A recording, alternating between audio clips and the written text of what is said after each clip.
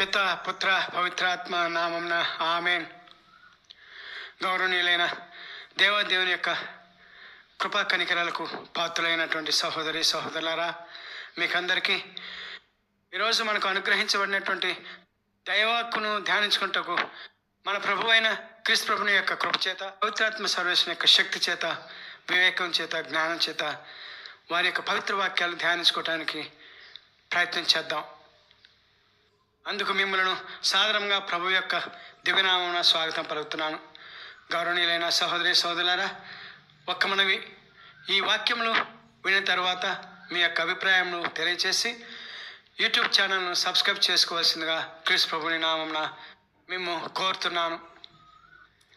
మీరు ఒక్కసారి ఈ సబ్స్క్రిప్షన్ అను బటన్ మీద మీరు నొక్కిన తర్వాత అది చాలామంది చూడటానికి, మరి ముఖ్యంగా మీరు చూసి తోటి వారితో ఆ దైవవాక్యాలు పంచుకోవడానికి అవకాశం కలుగుతుంది.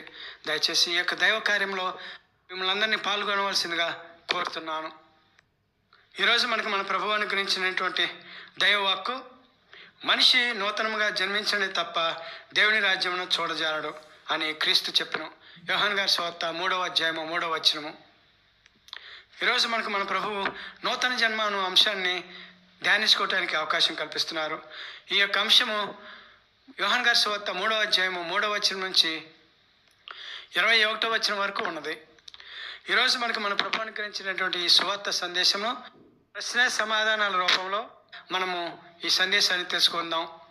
ఈనాటి సందేశంలో మనకు మన ప్రభు అనుగ్రహించినటువంటి సువార్తను బట్టి మనము ధ్యానించబోయే అంశాలు ఇవి. వీటిని ప్రశ్న సమాధానాల రూపంలో ధ్యానించుకుందాం. ఈ నూతన జన్మ అను ప్రధాన అంశంలోని మొదటి ప్రశ్న, మనిషి నూతనంగా జన్మించడం అంటే ఏమిటి? మనిషి నూతనంగా జన్మించాడు అనుటకు రుజువు ఏమిటి? మనిషి ఎందుకు నూతనంగా జన్మించాలి? 4వది, నూతనంగా జన్మించిన వ్యక్తి ఎలా జీవించాలి? 5వ ప్రశ్న, మనిషి నూతనంగా జన్మించుట అను ఆలోచన ఎవరిది? ఏ సందర్భంలో ఈ యొక్క అంశము వచ్చినది? 6వది, నూతనంగా జన్మించిన వ్యక్తులకు ఉదాహరణ ఎవరైనా ఉన్నారా అని ఈ ప్రశ్నలకు సమాధానాలే ఈరోజు మనం తెలుసుకొని పోయే నూతన జన్మ అను అంశం యొక్క సువార్త సందేశం. గౌరవనీయులైన సహోదరి సహోదరులారా, ప్రశ్నకు సమాధానాలుగా వచ్చినట్లయితే మొదటి ప్రశ్నకు సమాధానం మనిషి నూతనంగా జన్మించడం అనే ప్రశ్నకు సమాధానం. మనిషి నూతనంగా జన్మించడం అంటే, గౌరవనీయులైన సహోదరి సహోదరులారా, యోహాను గారి సువార్త 3వ అధ్యాయము 5వ వచనము మరియు 17-19 వచనాల ప్రకారము క్రీస్తు ప్రభువును దేవుని కుమారుడిగా విశ్వసించి ఆయనే సత్యము, జీవము, మార్గముగా అంగీకరించి ఆయన చూపిన రక్షణ మార్గంలో నడిచి నీటి ద్వారా శుద్ధీకరించుకొని ఆత్మ ద్వారా అభిషేకింపబడి ఆయన చూపు వెలుగు మార్గంలోనికి ప్రవేశించడను మానవ నూతన జననం అని అంటారు. ఇక 2వ ప్రశ్న, మనిషి నూతనంగా జన్మించాడు అనుటకు రుజువు ఏమిటి? యోహాను గారి సువార్త 3వ అధ్యాయము 20-21 వచనం ప్రకారము మనిషి నూతనంగా జన్మించాడు అని చెప్పుటకు రుజువుగా అతను సత్య సంబంధుడుగా జీవిస్తాడు, తండ్రి దేవుని చిత్తానుసారంగా జీవిస్తాడు, తనకు ప్రత్యక్షపరచబడిన క్రీస్తు అను వెలుగులోకి ప్రవేశించి వెలుగు సంబంధమైన క్రియలను మాత్రమే చేస్తాడు. ఉదాహరణ, సోదర ప్రేమ, శత్రువుల ఎడల ప్రేమ, దేవుని నామమున దాన ధర్మములు చేయుట, దేవుని సేవకులను ఆదరించుట, గౌరవించుట, 10 ఆజ్ఞలను పాటించుట మరియు తిరుసభ కట్టలను ఆచరించుట. ఒక వ్యక్తి యొక్క ఈ క్రియలను బట్టి ఒక వ్యక్తి నూతనంగా జన్మించాడు అని మనం చెప్పవచ్చు. 3వ ప్రశ్న, అసలు మనిషి ఎందుకు నూతనంగా జన్మించాలి?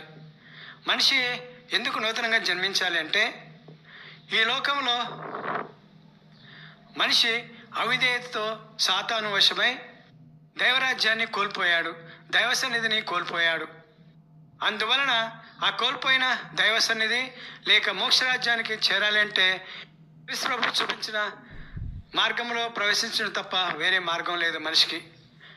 ఏ మనిషి అయినా నూతనంగా జన్మించకుండా ఎన్ని దాన ధర్మములు చేసినా, ఎన్ని పుణ్యకార్యాలు చేసినా, ఎన్ని త్యాగ కార్యాలు చేసినా అవి ఈ భూలోకానికి సంబంధించినవిగానే పరిగణించబడతాయి. దానికి ఉదాహరణ నికోదేమును తీసుకోవచ్చు. యోహాను గారి సువార్త 3వ అధ్యాయం 2వ వచనం ప్రకారం. ఎందుచేతనంటే అతను క్రీస్తును దేవుని వద్ద నుండి వచ్చిన బోధకుడిగానే నమ్ముతున్నాడు.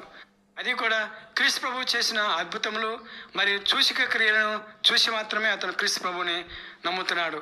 అంతేకాని పూర్వ ప్రవక్తలు ప్రవశించినట్లుగా వారి కొరకై తండ్రి దేవునిచే పంపబడిన మెస్సయ్యగాను దేవుని కుమారుడిగాను క్రీస్తును విశ్వసించుట లేదు నికోదేము.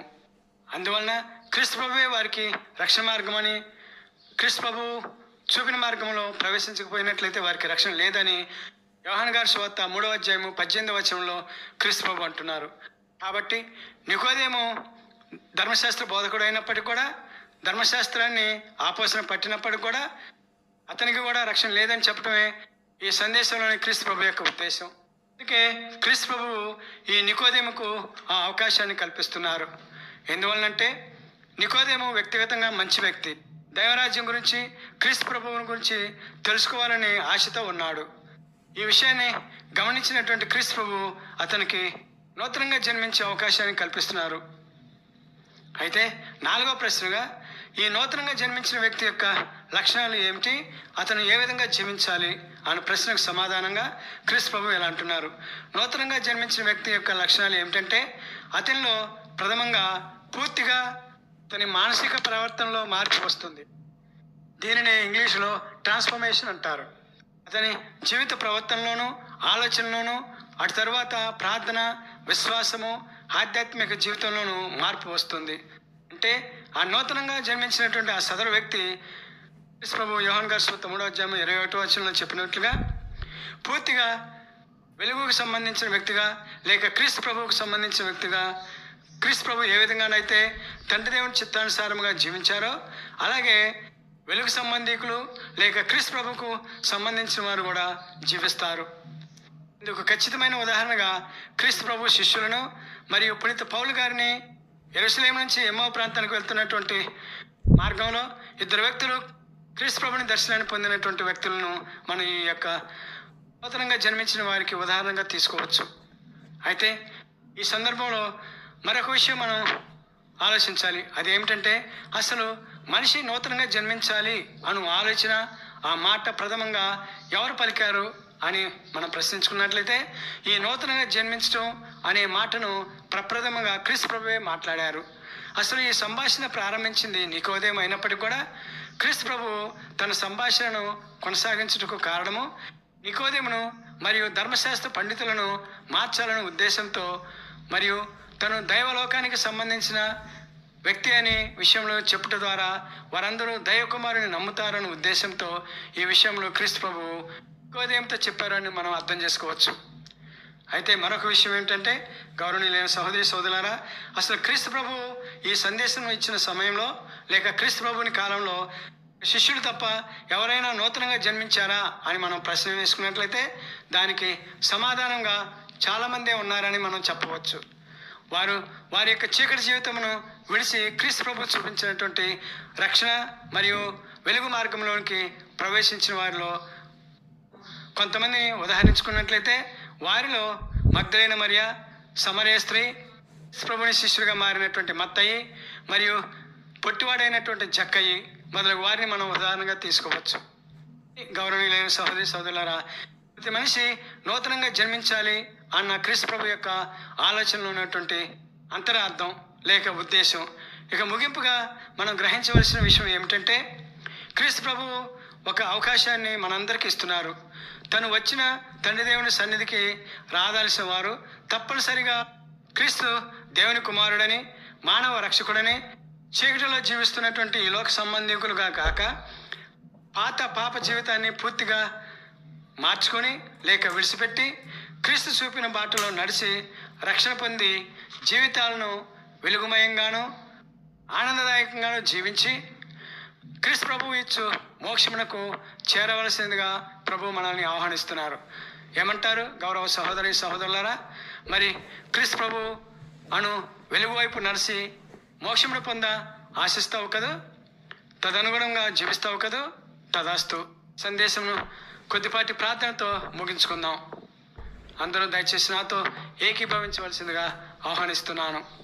ప్రభువా, క్రీస్తుదేవా, పరలోకం నుండి భూలోకానికి దిగి వచ్చిన దేవా, నిత్య సత్య వెలుగుగా మా మధ్యకు వేంచేసి వచ్చి అవిధేయత అను అంధకారంలో ఉన్న మాకు తండ్రి దేవునికి విధేయతగా ఉండు మార్గంను చూపి మీరు అనుగ్రహించిన రక్షణలోనికి ప్రవేశించి మమ్మల్ని కూడా పరలోక సంబంధీకులుగా మార్చి తండ్రి దేవుని ప్రేమను అనుభవించ మార్గమును చూపించినందుకు ధన్యవాదములు తండ్రి.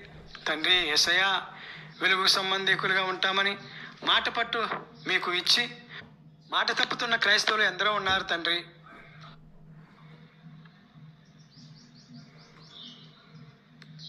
మీ మత గురువులను చాలామంది ఇబ్బంది పెడుతున్నారు దేవా.